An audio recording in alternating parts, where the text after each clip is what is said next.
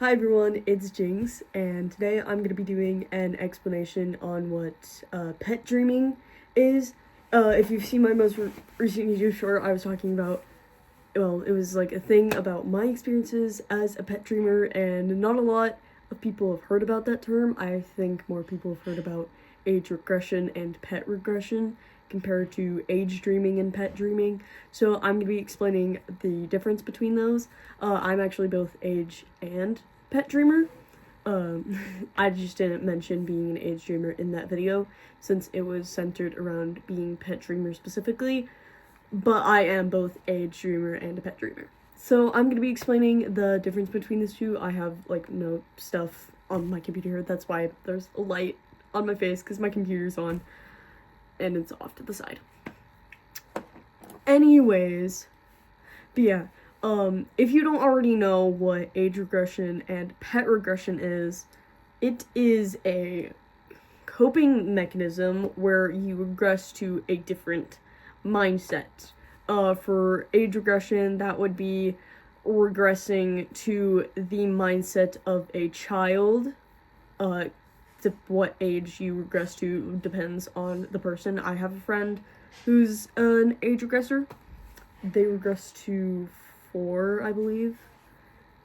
But yeah, it's for age regression, you regress to the mindset of a child and act very childlike.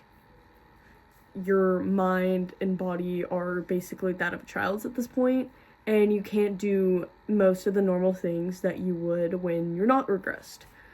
Similar to that would be pet regression, where instead of the mindset of sorry, my boyfriend's texting me rapid fire friggin' Instagram reels, so that's why I keep looking at the side of my screen and pausing.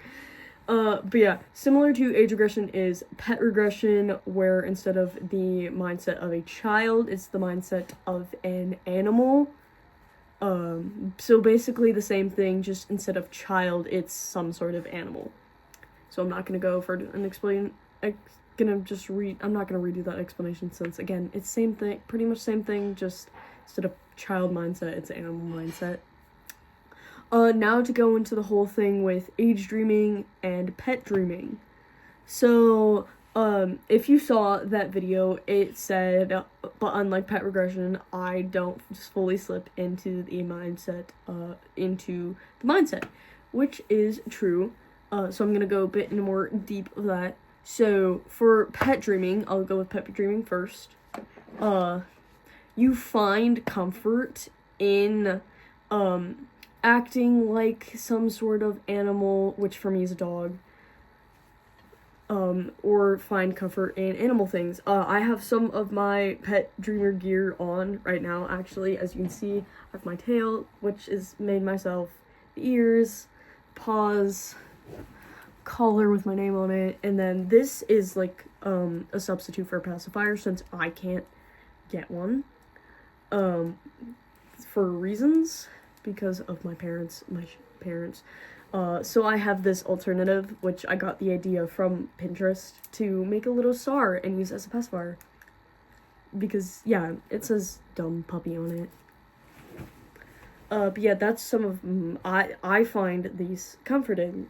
And then, like, being treated like a dog, like getting called good boy, good puppy, stuff like that, being petted. I have a leash somewhere. I can go get it. Hold on.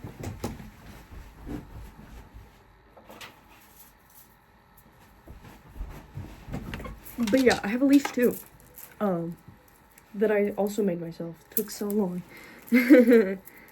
Yeah, treated like a dog, acting like a dog, like running around on fours, and it's just fun, and just letting go and pretending to be just a silly little puppy. That's fun, that's relaxing, it's comforting for me. But while I do those things, I do not slip into an actual animal mindset. I am not regressed at all. I just find those things comforting, but I do not actually regress to the mindset, which is why I'm a pet dreamer and not a pet regressor. The kind of only difference between pet dreamer and pet regressor is the fact that pet regressors slip into the mindset, pet dreamers really don't. Another difference is how pet regression, the majority of the time, is a coping mechanism from what I know, at least. Coping mechanism for things like stress. It can be voluntary or involuntary from, again, what I personally know. But pet dreaming can be a lot of things, at least from what I have here. Again, this pet dreaming could be coping, for fun, for pet lifestyle, for an aesthetic, and much more. But like age regression and pet regression, this is not a sexual thing. Pet dreaming is not a sexual thing, never is.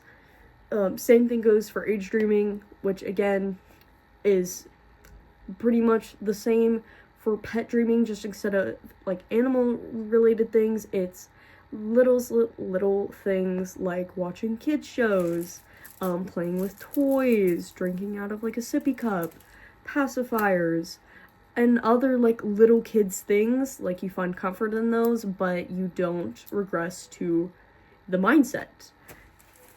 Yeah, and that's pretty much as much of an explanation for age dreaming, pet dreaming, and then the two regression counterparts for those. I don't really know what else to say about them. I think I did a pretty good job with explaining them from like my personal knowledge of them, and then of course the resources that I have sitting right here on my computer. So I hope you guys enjoyed. Make sure to leave a like, smash the subscribe button. I'll see you guys in the next video. Bye!